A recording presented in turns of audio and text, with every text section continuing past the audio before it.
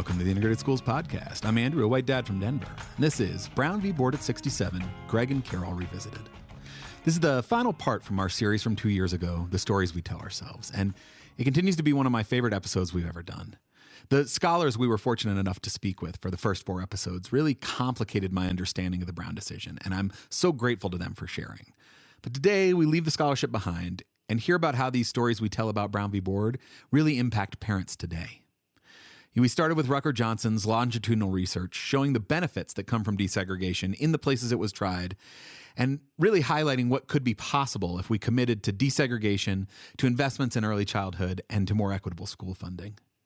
Dr. Noliwe Rooks reminded us of the harm caused by the Brown decision, particularly to Black teachers and Black schools, and asked us to imagine a version of integration that focused on capitalizing on the gifts that Black teachers had while providing more equitable resources.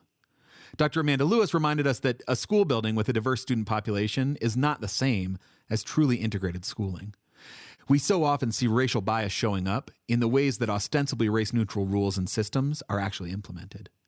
And finally, civil rights attorney David Hinojosa helped us push a bit beyond the typical black-white binary that the school integration conversation often takes. We learned some of the history of Latinx communities in the fight for integration. I learned so much from these conversations, but 2 years ago, we really wanted to include more. As Courtney said back then, while we never intended to offer any kind of complete history, there were other ways that we wanted to complicate the story, especially some Native American and Indigenous histories and Asian American experiences and histories around desegregation and integration more specifically. Yeah, that's right. I mean, just as David Hinojosa highlighted some of the ways that maybe we're not as aware of that Latinx communities have fought for integration and helped us understand the ways that their struggle is in some ways similar to, but also different from Black communities. We wanted to do something similar with Native and Asian American communities, and we tried. We really tried. We really did. But you know what? In the end, we just couldn't find the right voices to tell the stories in ways that would really connect the history to the current state of education. Yeah. I mean, we recognize our sheer lack of really anything like expertise in any of this. And as a podcast team of 2 volunteer members, it's just the 2 of us. So we couldn't find the right people. So 2 years later, I'm reminded that we still really haven't dug into those stories, and we need to. If you know someone who'd be great to speak with, please reach out, hello@integratedschools.org, and let us know. We would love to dig into those topics more. But today, we can set all that aside and hear what often end up being somewhat heartbreaking stories from 2 Black parents, Greg and Carol. We wanted to spend this week just really listening. Greg and Carol both independently reached out to us after having come across this podcast, and they were willing to share their stories with each other, with us, and with you. Now, of course, we need a little disclaimer in here, right? This is not some sort of investigative journalism piece, and certainly not a definitive look at the quote-unquote Black experience. It's a sharing from 2 Black parents who live in different parts of the country and who have had very different and yet in many ways very similar educational experiences for their children. And so, I think the ways that they overlap is really telling. Yeah, I'm deeply moved and deeply grateful for Greg and Carol's willingness to share their stories with us. And it's not always, easy to hear, but we need to, so let's hear it.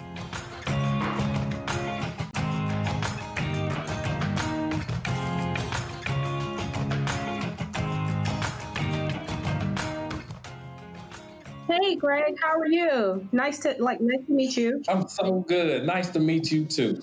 Greg, do you want to start and introduce yourself? I'm Greg, African-American dad, married with 5 kids, 1, 2, 3, 4, 5. Whoa. And I have 2 girls and 3 boys. No, I don't. I have 3 girls. This is the best intro ever. Yes. And I'm just very, very, very concerned about the education of my children.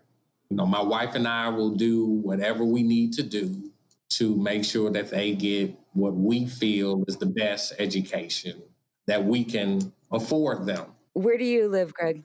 So I live in Oxford, Michigan, which is 50 minutes north of Detroit. And what kind of schools do your kids go to? They're in public schools, but They are, one of few African-American kids in the district. And you moved to that district for the schools, right, Greg? Yes. Yep. Mm-hmm. Okay. So Carol, can you introduce yourself? Hi, I'm Carol, an African American mom from Atlanta, and I have 3 children, a 13-year-old boy who is in private school and has been there since the 2nd grade. And then I have a 4-year-old about to go into pre-K, and I have a 2-year-old. Like Greg said, just from the beginning, very early on, just very concerned about education and wanting the best and trying to find the best situations for my child. We've had some bumps along the way, and just to be honest, I just don't feel like the decisions that I have made have actually been the best for him, which is tough. Just like Carol said, there are times where I wonder if I've made the right decision. There were unintended consequences with the move.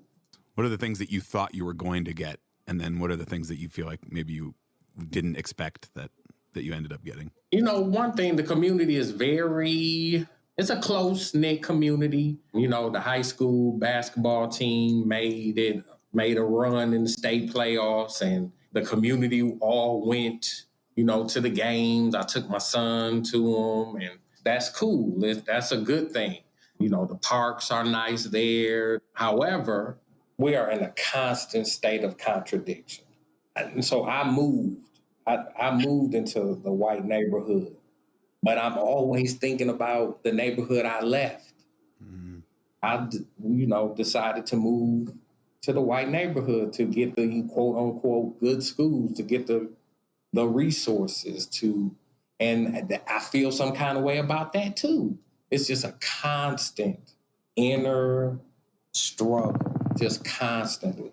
Yeah, my son's 13, and I've got 2 younger kids who are just now about to embark on the whole school thing, and I'm already seeing where I'm going to do things totally different. Like, I'm not moving to an area where it's predominantly white because the schools are quote unquote good. And honestly, and what makes them so good is because they're predominantly white, and that's what people think. It's like, we're going to go to the white neighborhood because the white schools are better. And I just want to get out of that mindset. It's hard. I remember saying to my son, we went to one of his friends' high school games, and, we live in the South, and bands are really big, and just a Friday night football game and just watching the black kids, just go off in the bandstand. It was amazing. And I was just looking at my son, and I was like, I literally said to him, I said, I don't know if I'm doing you a disservice because you have never experienced this right here. And he's just looking at me like, what are you talking about? You just always so deep. And I'm like, no, I really think that I've done you a disservice for not having you around your culture. And I don't want you to feel like there's anything wrong with your culture. And so I want to put you back into it. I want you to soak it up. I want you to go to a Friday night football game and be in the bandstand and watch the girls dance. And I want you to experience that. My son was a student, used the N-word. He's in 5th grade, and my son has already heard the N-word. And the school decided to do a book study for the 8th graders on a book. I think it's called Day of Tears. And it was talking about a fictional slave auction. Wow. And my daughter, I think she might have been the only African-American girl in her class. That the school sent an email out notifying all the parents that they were going to do this. They said they was going to cross out the N-word. Because that'll make it better. And so they sent out an email. I went to the school. I talked to her teacher. The email went to all the 8th grade parents. But when I got to the school and I asked the teacher how many other parents had asked her about the book, she said none. So that made me wonder, am I the only one concerned about race here? Not that you're the only one that's not concerned. You're the only one it affects. True. Mm-hmm. Like I told, don't make my daughter the example. Don't make her have to speak for an entire race. That doesn't surprise me one single bit. My son's school did a trip to DC, and the itinerary had them visiting everywhere. They even had time to go to a baseball game. But the one museum that was not on there was the African American Museum. And when I sent an email, they were like, "Oh, well, you know what? We didn't think we would have time." Wow. I went to the school and I said, "So you're trying to tell me you have time to attend a baseball game, but you don't have time to go to this one museum? Why don't you cut one of the other ones out?" And the fact that I even had to mention this just further lets me know that y'all are just so disconnected, and your whole diversity and inclusion team, it's just for show. Oh, they have a whole It's just team. for show. We have a team at my son's school. Why did you enroll your son at this largely white private school in the first place? Like, what was the hope?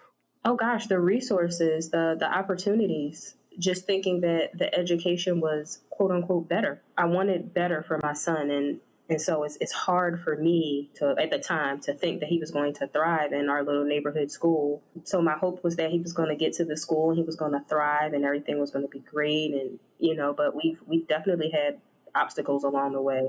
When he first started out, Black History Month came, and I'm one of those parents. I don't expect school to teach 100% of anything. And I do know that part of our history is I have to teach him. It's not something that's in the textbook, and it's not anybody can just water down and give to him. But I was really concerned that we didn't have not even a Black History program, but just anything the whole month of February. And I would literally ask him every single day, like, "What did y'all talk about today? Did y'all have anything about Black history?"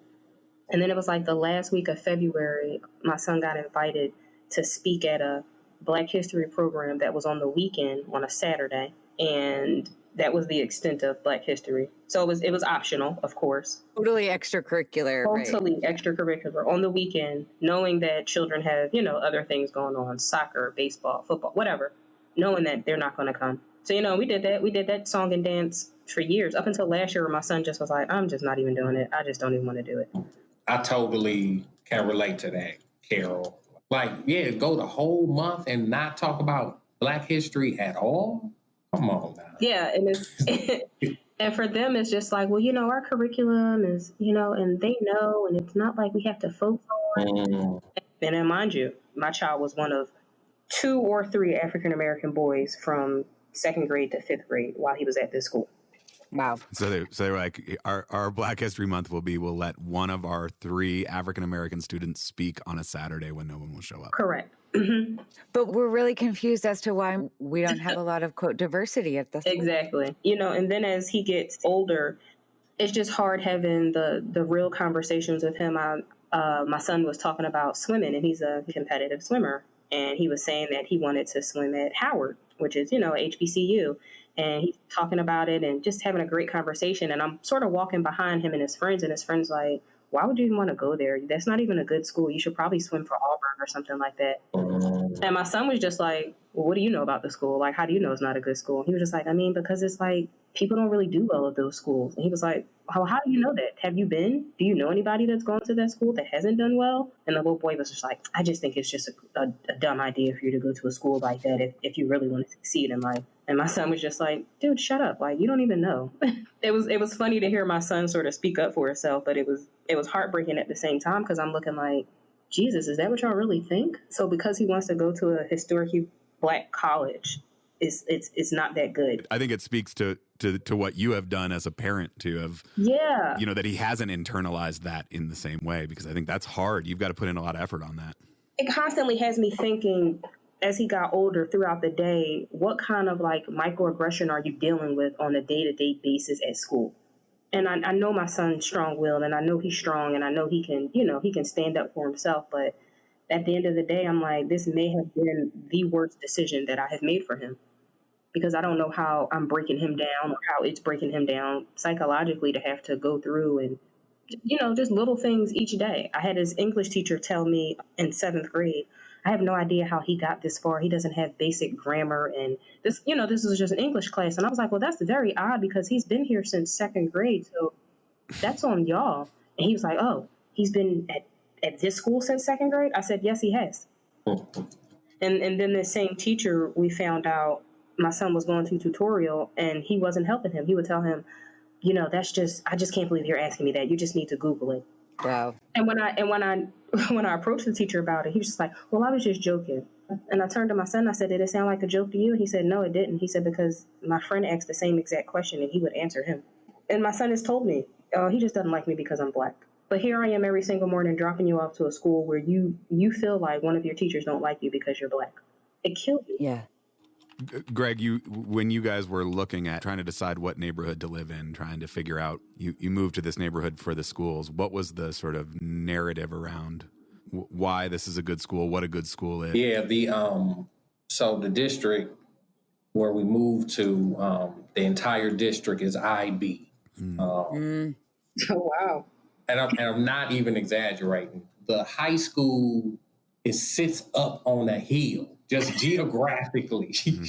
it sits up on a hill. The football field, they have blue turf. Yeah. I mean, it's another world. When I was in high school and I went to, my neighborhood school, I thought I was doing pretty good in my school. And then the county decided they wanted sister schools. They wanted you to go see another high school. And I went in 11th grade to see this other high school, and it was in a suburban area, and it was just built that year. And it was beautiful. And maybe my memory is off, but I think 7 college recruiters came to that school that day. They had now this is a public school, not a private, it's public. Back in my high school, we only, I would say at most 5 college recruiters came to see us that year. Yeah. Wow. The military was there all the time. Right. Fast forward 20 years, and it's still the same. But I will also say in the same breath, I feel some kind of way that I left the kids in that other neighborhood. Because in my opinion, and I'm going to just say this how I want to say it, my kids aren't special. We'll make sure to send him a clip of that. Right, exactly. I think all kids are special. Yeah. And if all kids had the same resources, the kids will flourish. Like my kids, I do feel that they are doing well. I do. And I will also say that there are some adults in the schools that they do care and they are thinking about race. But that doesn't take away my anxiety every single day. This decision to integrate is not just the in thing to do for parents of color. We're thinking a lot about how this is going to affect our children. It's not just an easy, casual decision. I feel like both of you have moved to these schools for the resources, and I'm just thinking about how expensive these resources are to like the soul. Yes. I took this phrase from a friend of ours that said pre-forgiveness. Like I'm forgiving myself now for whatever my children will have to endure when they are adults because they're going to this school. All the microaggression, I'm pre-forgiving myself. I'm saying they're gonna be okay. And I don't know if that's true. They're strong, and we really talk to them. I mean, we really, like when that boy called my son the N-word, that turned into like a 3-hour discussion at our house. Yep. And now I got to go to the school and talk to the teacher. That takes up more of my time and my resources. And I'm always playing this constant struggle, like, should I go say something? Oh, gosh, me too. Right. I'm the only one of few African-American parents. I don't want to go up there and they be like, oh, here come the angry Black man again. You get that. You so get that feeling. You so get that feeling. Every time you have a problem, it's like you second guess yourself. Like, well, maybe it's not that bad. And I had to stop. I just had to stop telling myself, like, no, it is that bad. If it bothers me, then it's bad. If you can complain about having peanut butter in the lunchroom, you damn right I can Yeah. complain about my son feeling like his teacher doesn't like him because he's black. Yeah. I've had enough. I'm not going to keep, second guessing what I feel is right for my child. And I've gotten to the point now where I don't even like for my son to hang out with his friends. It's such a different atmosphere, and it's heartbreaking sometimes because literally he wanted to hang out with his friends on Halloween, and I couldn't even let him go because we don't live in that same neighborhood, and my son is often the only black child, and I just didn't want anything to happen to him. And trying to explain that to a white mom was literally the hardest thing because she really did not understand my concern. Right. My concern for the boys going out and playing a prank and having a good time that was really lighthearted, and it was just something that you do as a teenager, nothing harmful. If I'm not there and I can't protect him, and if someone zooms in and see, oh, it's a black kid with them, and then they're angry about that, no. So those little small pieces of innocence that I'm just robbing my child of, I feel like every single day. Hey, mom, we're going to play a prank. We were going to jump in somebody's pool. Oh, no, sweetheart, you can't do that. You can't. Or everybody else did it, and we were just having a good time, and she was watching out her window. Yeah, absolutely not. Because if her dad looks out the window and sees you in his pool, then what? How do we know how he feels about it? You know what I mean? And it's just socially, I just feel like I'm just breaking him down day by day. My son's like really into hip hop, and he likes sneakers, and he likes Jordans, and he likes hoodies, and it would to the point where he would go, and when I did let him go and hang out with his friends, I tried to switch him up. Why don't you tuck your shirt in? Why do you have to wear those sneakers? Why don't you wear your khakis? I couldn't even let my son be who he was. And I'm trying to dress him for a part.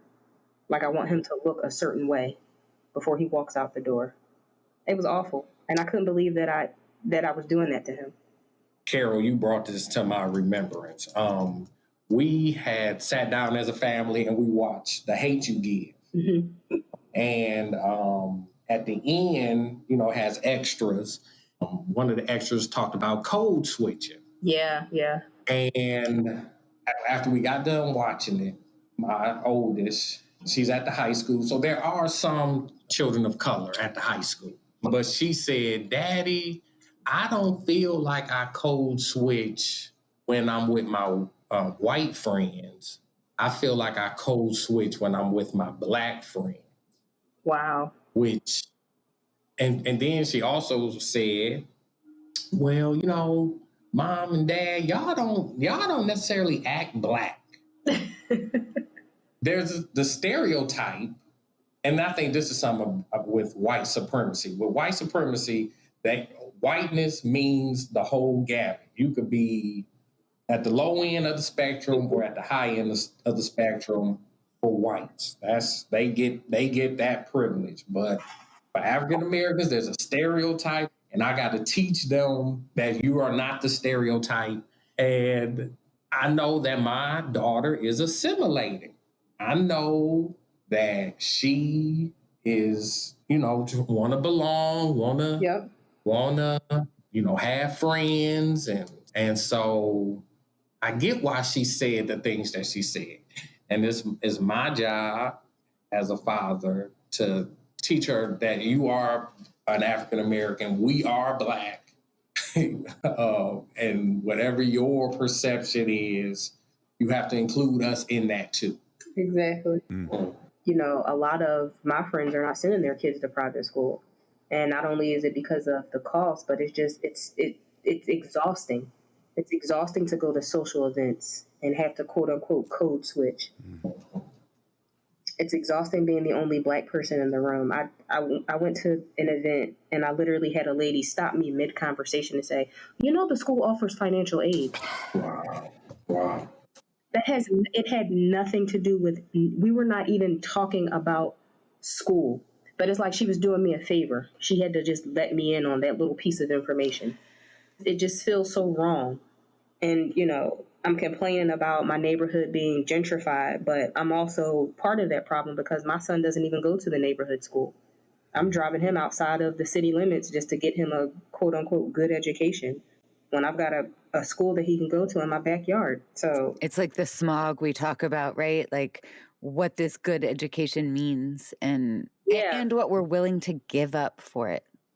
Oh, we've given up tons. And all you could keep thinking in the back of your head is like, this is what he needs. This is me being a good parent. It turns out that I was just wrong. And I can admit that it was the wrong move. Like, does he have some good friends? Absolutely, he does. Does he have some not so good friends that I don't let him go to their parents' house? Absolutely. But on the flip side, it'd be the same thing in our neighborhood, but at least it's our neighborhood and it's our community. I'm not driving him outside of our city limits because our school isn't good enough anymore. It's exhausting, it's tiring, and it's just not right. It's like these schools that supposedly have everything don't actually have the tools to really reach your kids, right? Like, Greg, you were telling us before we started recording here about a video you watched from Dr. Vanessa Siddle-Walker. That video seemed to resonate with you, didn't it? I think Dr. Walker really summed it up. There was a way that Black people wanted integration to work, but it didn't work that way. What they looked at integration, it was an additive model.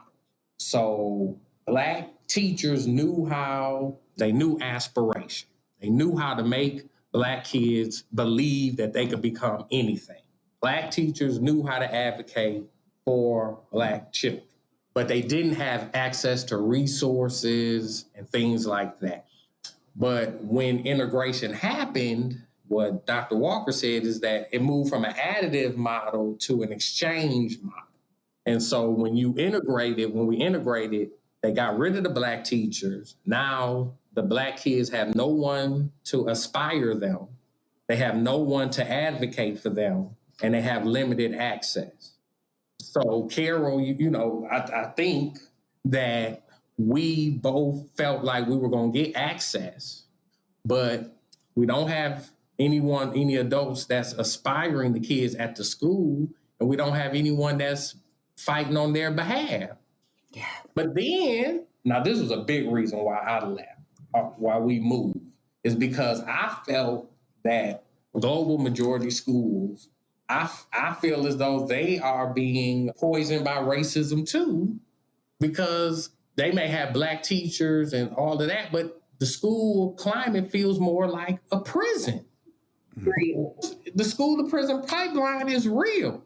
No, I totally agree with that as well. It's like a piece of this that has to do with expectations. That has to do with what do teachers think is possible for your kids compared to the other kids in the school. So, my daughter's in the 9th grade. She has a 4.0. She's doing well, and I ain't bragging, but I'm excited. I am happy about that. You should brag about that. That's legit. You already said your kids weren't special. You can round that out a little. I'm trying, but no one encouraged her to take the AP class for the next year. So no one's advocating. So I got to call and I got to push. I asked her, how many African-American kids do you think will be in your AP class next year? And she's like, I don't think it's going to be any but me. Greg, that's so funny that you say that, because my son had a similar experience, but it was with a band. He plays an instrument and he's really good at that instrument. And they have an opportunity for kids to play in like a smaller ensemble. And I remember thinking like, gosh, I'd really love for him to play in that. When I was talking to him about it, he was like, yeah, it seems cool. And the pieces seem really difficult. And I think I would really like it. And I said, so has anyone talked to you about joining it? He was like, no, I don't even know what to do. And I was like, okay. I was like, well, I'll reach out to the orchestra teacher and I'll ask about it. And so, I reached out and said, hey, he's interested in joining this ensemble. And I know he's got the talent. I know he can play the pieces. And she's like, oh, well, I never gave him the information on it because I didn't think he was interested. And I said, well, who did you give the information to? And she said, well, the majority of the kids in the class got it. And I'm like, well, how come he didn't? I just didn't think he was interested. It's so hard to be in that space because you want to think that she didn't do it because he was Black. I know that that's not what she did. But then the other voice is tapping you on the shoulder like, Girl, yes, she did. It's such a hard space to be in, and it's so hard to not come off as defensive every single time. But, there's some things that you just don't leave me a choice at because you really had no reason not to give it to him. And you couldn't even give me a reason. All right. Just vague enough that you can't, it's hard to fight this jello. Yeah. Right. You can't argue, yes, you did think he'd be interested. And did she sit down one day and say, he's black, he probably isn't interested? Probably not. But she wasn't aware of her tendency to do that. Exactly. You hit the nail right on the head. I think that's a lot of what happens at school. I don't 100% think that it's always, it's intentional. But the fact that you're not in tune and you don't know after all the training and all the people that you bring in. Yep. I was thankful when my son had a few black teachers. I communicated a lot more with the teachers. I knew they had my son's back, and I knew that they would call me if he was slacking off. Whereas though now, it's just like, well, he did it, but I didn't feel like I needed to email you. And I'm like, well, hold him accountable if he's done something wrong. Don't think that I don't care because I'm that parent. If he's done something or he hasn't done something, he hasn't turned some work in, I need to know that. I'm a parent just like anybody else is. We just didn't want to trouble you. You're not troubling me. He's at school. You're not calling is troubling me. Yeah, exactly. You're leaving me in the dark about my kid is what's troubling me. And then when he comes home and I'm looking at a progress report and I'm like, well, gee, what happened? Well, I didn't turn in this, and this. And when I reach out to the teacher, like, well, we just really didn't want to just bother you. And I've asked my other friends, my other white mom friends, and they're like, oh, we always talk to him. He emails us every time he's missing an assignment. This year, he does not have one honest to God good relationship with any of his teachers. Am I expecting him to have that every single year? Absolutely not. But the fact that you don't have one teacher that you feel like you can go to that can advocate for you, that you feel comfortable with, is worrisome to me. And that's the majority of the reason why I'm taking him out of the school. You are? Oh yeah, I'm pulling him out. He's a good student. He's athletic. He's humble. He's everything that they want. He's that diverse piece that they need. And so the day that I'm assuming that it got out, I got 3 phone calls from the diversity team. So just so worried. Why wouldn't you reach out to me? Why would you not tell me? Why are you leaving? What school is he going to? And then when I told her that he was going to our neighborhood school, she was like, oh, he's going to be in a culture shock. Why? That's his culture, though. Why? What's a culture shock for him? I'm confused why you're concerned. That's not going to be a good environment for him. Well, these are literally the kids that live in our neighborhood. What's going to be wrong with the environment? Oh, he's just not going to thrive there, and they're not going to be able to hold on to him. And what kind of programs do they have at the school? I get it. I get that you're a private school, and you do have a lot more resources than a public school, but at the end of the day, he's still going to be educated. I'm pretty sure he'll still go to any college that he wants to go to. He's just going to have to work his butt off, and nothing's going to be handed to him. And it just amazes me that's all she could say. Now, and this is another Black woman. Mm-hmm. And I think that so many people are wrapped up into their educational experience for their kids being purely educational, but there's a whole different side to that too. You got to remember it's a whole child. You got to teach to the whole child, not just the educational portion. And I feel like that's where I sort of messed up with my son, just taking away that culture from him. I just can't believe I just let it go on for so long. I have a story so my oldest boy, when he was in 4th grade, he was getting in trouble in his Spanish class. And so I set up a meeting with his teacher, and she was saying how rambunctious he is and blah, blah, blah. And I, received everything that she said. And then before we left the conference, I said, I'm not saying that my boy doesn't misbehave, but I also want you to be aware of that he's the only African-American boy in the class. And I don't want the other kids in the class to think that he's acting up because he's African-American. And I think if you had a good relationship with him, he would do much better. And, and you don't know how much I didn't want to say it. That's the truth. But ever since then, the teacher saw my wife one day and was like, he's a star student, da, da, da, da, da. You know, but it's because you finally decided to have a relationship with him. That just blows my mind that we even have to tell you to have a relationship with our child. Like you need the okay first. Right. Remember my son, I think it was his third grade, maybe his fourth grade teacher, just literally just fessing up to me at like a parent teacher conference, like, I don't really yell at him because he's just so handsome, and I just don't expect him to just know all the work that he should and get everything done. And I'm looking at her like she has 6 heads.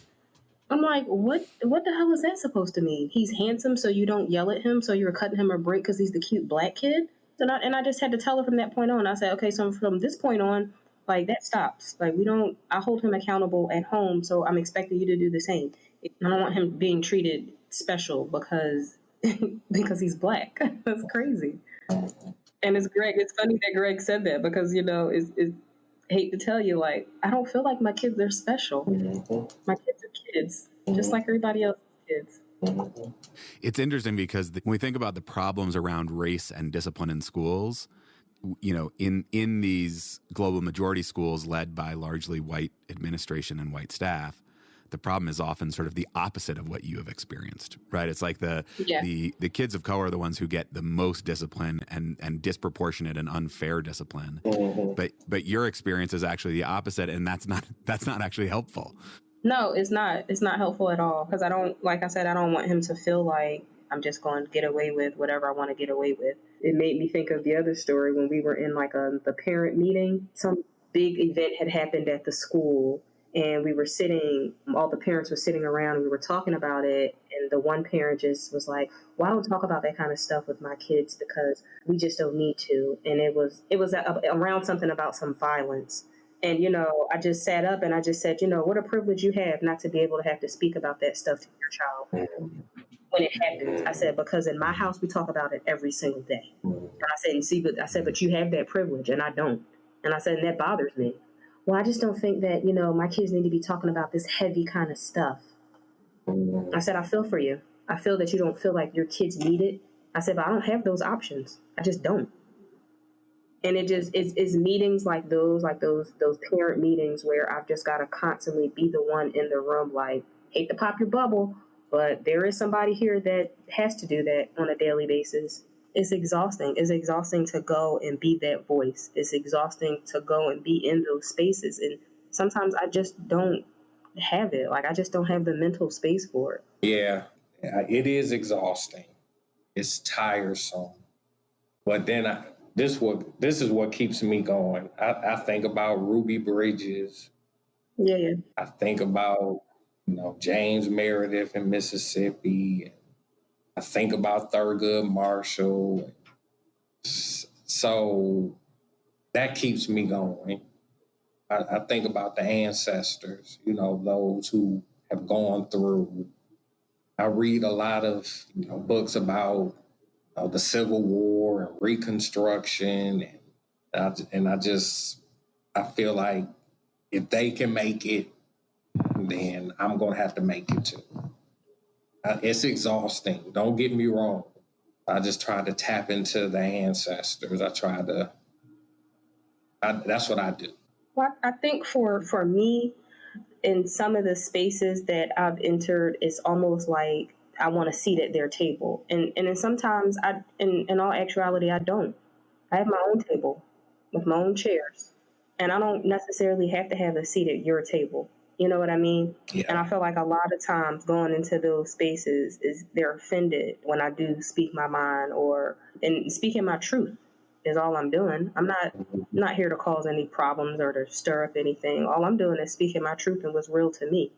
Yeah. It gets tiring to have to constantly know that I'm about to go in this meeting and hear some BS that I'm not going to like, and I've got to sit there and twiddle my thumbs and try to figure out if I'm going to try to write what y'all just said.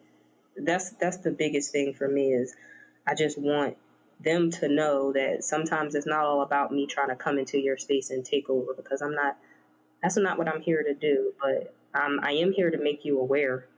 I'm here to open your mind to let you see that, my life is not like your life. And those conversations that you opt out of, I have to have them. So imagine how I feel having to talk to my son about issues that you don't want to talk about because you're uncomfortable with your kids. You don't think I'm uncomfortable with some of the conversations I have to have with my child? I was talking to one of my white mom friends a few weeks ago. We were talking about our kids driving, and she was like, it's like, I hope you don't mind me saying this. She was like, but I can't imagine being in your shoes and having to have the conversations that you have with your son about driving. She said, because I don't have to have those conversations. Mm-hmm. I don't have to tell him when a police officer approaches you, keep your hands on the wheel. And she said, it's frightening. She said, I don't even know how you even do it. But I did appreciate that she knew and she recognized that the conversations that we have at our home are very different than what she has at her home. And I would say, too, that I think the system, the white supremacy system, has caused many of them not to know, because we just don't talk about race at all. Like, some days I do just want to just crawl under my bed and just stay there and just not have to deal with some of this stuff. But like I said, I don't have that choice. Right. And I'm not saying that, when I move my son to public school next year, that everything's going to be great and I'm never going to have these conversations again in life and I'm not going to have to deal with this kind of stuff. I definitely am. But I feel like the conversations will be a lot more open and a lot easier to have because I'm outside of that bubble. Mm. Will you come back on a year from now or something and tell us how it's going? You'd be like, after my son stopped hating me, I sure will. But I'm struck by something, and I hope I can say this in a way that isn't offensive, but like, you guys have such low expectations, and your schools are still failing you. Like, I feel like you guys are clearly really intentional and conscious about this and doing such amazing things for your kids to fight back against this. And like, your expectations for what the school could possibly provide are, like, you're just hoping for a little bit of Black History Month. And you can't even get it, right? Like, forget like year-round culturally relevant pedagogy. Forget, any of that. It's like, just give me like a tiny bit of Black History Month, and you can't even get that. You're like, and the flyer, just the one flyer for band, right? Like your job is to teach your daughter that it's okay to be Black. Like, you would never even think that the school could do that or take that on, or that you would even think of asking your school to do that, right? Like Carol, I think you said, right? You don't expect your son to have a teacher that has high expectations of him every year, but maybe like once or twice over the course of his schooling, right? Like, it's like normal to have to ask your teacher for a relationship with your kids. Greg, you have to draw inspiration from these historic, epic struggles of people of color in this country just to be able to keep doing the day-to-day. Like, how did we get here? How is that okay? How are we here? I feel like the expectations are pretty low. Like, I'm not really asking for a whole lot. And what I found time and time again is going to like all these diversity and inclusion meetings is that all the parents of color, we're there, we're showing up. And I remember one of the last ones I went to, and I'm looking around and I just raised my hand. I said, y'all talking to the wrong people. Yeah. Y'all got all the parents of color in here talking about diversity and inclusion, and y'all talking to the wrong parents. We're not the ones that's supposed to be in here. You need to get some of your white parents in here. Those are the ones that need to be in this space, in this building, talking about it. If I've told you that my Black son has a problem with his white male teacher, and you don't have the tools or the resources to figure that out and to break it down and to figure out what to do, you need some additional staff training. So all this money that y'all have for these extra programs, make some of these other parents attend some of these diversity and inclusion meetings. Because we're not the parents that you need to be talking to. We know. We get it. We're here. Where are they? Yeah. I wish my school had a meeting like that, had a diversity meeting. Hey, Greg, go ahead and start one up, Greg. Here we go. Now, here you go. My wife already is like, you can't. Somebody's got to start it. Somebody's got to Don't do that, Carol. Don't do that to me. Hey, I'm just saying, somebody's got to put the footwork in it. Sometimes you got to be that change. I'm not interested in standing up for white people. I think we're the problem. But I am struck. I feel like to sort of tie back to Brown v. Board here, we think of Brown v. Board as this sort of monumental shift from racist to not racist. That was sort of the end of it, that the moral arc of the universe bent towards justice that day, and then we were done with it. And all of the ways that we then continued to oppress communities of color were ostensibly colorblind. We're not explicitly racist, but we're implicitly racist. And so we took away the ability to have these conversations, because now, why are you talking about race? We're sort of done with that, was the idea. And we didn't build up any capacity to have these meaningful conversations from white people. I mean, it's uncomfortable. It's scary. Like, every time we tape a podcast, it's like I sit with this discomfort, this sort of fear of all the ways that we're going to screw this up. Yeah. But it's a skill set that we don't ask people to develop. And because society caters to white people and puts a really high premium on white people comfort, right? Like that seems to be like the most important thing, is like, how do we keep white people comfortable? You're so right on that. So we never get into it. And so when things get a little bit hairy and a little bit awkward and a little bit uncomfortable, it's like, whoa, let's just not do this. Let's sort of, maybe we could just like hire a couple of people of color to talk to the people of color. Because like, I don't want to be in that. It's super uncomfortable. Or we'll watch one Rosa Parks documentary. There you go. That's how it happens. You're right about it, Andrew. I'm listening to your conversation, thinking about like, this is the legacy. Yeah. Like after 65 years, this is where we are. Yeah, that's the legacy. There was another Supreme Court case, and I think Dr. Kirkland talked about like Milliken v. Bradley. Mm-hmm. And that's a case we don't talk about. We know, everybody knows Brown v. Board, but that Milliken v. Bradley case, Thurgood Marshall said, this ruling will undo my life's work. So Brown v. Board got rid of segregation in the South, but it didn't do it in the North. And that's what Milliken v. Bradley would have done. Yeah. But it didn't. And ironically, that case was Southeastern Michigan. This happened before my time, but I grew up in Pontiac. And during those early 70s, in Pontiac, they wanted to integrate the schools in Pontiac School District. And with busing, and the Ku Klux Klan blew up 10 buses. Wow. They blew up 10 buses. The white people that were living in Pontiac moved north to Lake Orion and to Oxford, where I'm at now. And that's the legacy. That was 40 years ago. Yeah, we still dealing with this. And see, and I'm going to just say this, like, I don't even care that I'm saying where I'm at, because I want this stuff to get out. I want everybody to know that this stuff hasn't been solved. You can say that again. It's like, yeah, and we've been conditioned to make white people comfortable, and I'm just to the point now where I'm just like, I can't do that anymore. What do you wish the majority of our listeners could know? No, I hope they hear it in our voices. Yeah. The struggle that parents of color are going through to deal with the education of their children. I hope they can empathize with us. I hope those parents will think about it if they had to live in a completely different country, in a completely different culture that didn't value their children. That's what I think we go through. Mm. But we're in a country that is supposedly ours. Mm. Like, I read about Frederick Douglass said something to the point of like, this nation doesn't love all of its children. And I just got to deal with that. I got to deal with that. It's hard. But like I said, I got to go look to these iconic role models to keep going. Yeah. That's it.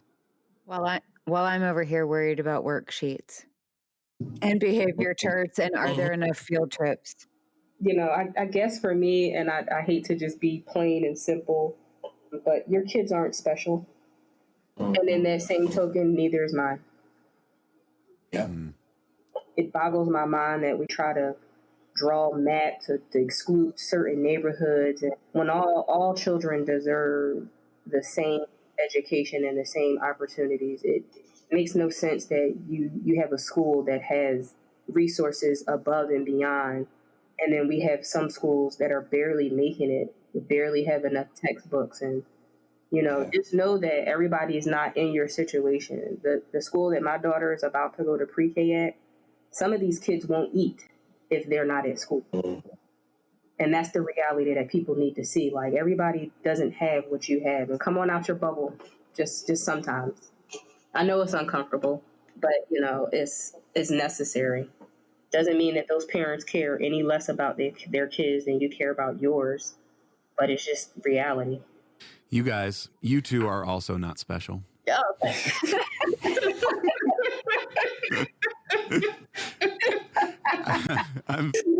And there's the closer. Thanks, everybody. I don't know. I'm sitting here with just like a very heavy heart, but also recognizing that your stories are different in their own ways and also not unique. You are not the only people. Yeah, definitely. You're not the only people dealing with this, and this is the reality that we've created. But Andrew, thank you for that.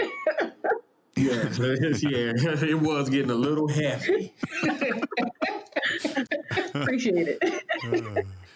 Well, I can't thank you two enough for joining us, for sharing your stories with us, for helping open our eyes and our listeners' eyes. No worries. To the reality that you guys are living. No worries at all. Thanks, Greg. Thanks, Carol. Thank you. I thank you all for just this attempt in trying to tackle this gigantic topic. Yeah.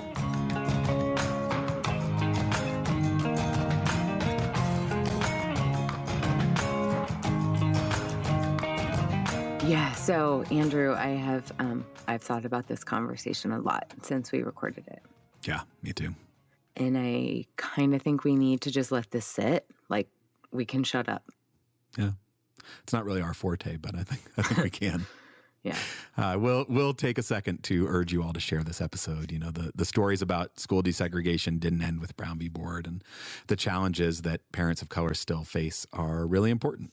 Yeah, absolutely. 2021, Andrew, I just continue to be so grateful to Greg and Carol for sharing. I'm happy to report an update from Greg. Since the podcast came out, his district has started a diversity council so that the voices of students of color and family can be heard. He says there's still plenty of work that needs to happen, but he does feel like the podcast awakened the district in a way. And they've also started doing some PD around diversity, equity, and inclusion with some of their staff and teachers. Have not heard an update from Carol, and that is entirely my fault, as I reached out to her just yesterday, but we will definitely get back in touch with her and update listeners as soon as we hear back. If you'd like to support this work, patreon.com/integrated schools. Let us know what you thought or share messages for Greg and Carol. hello@integratedschools.org. I'm grateful to be in this with you as I try to know better and do better.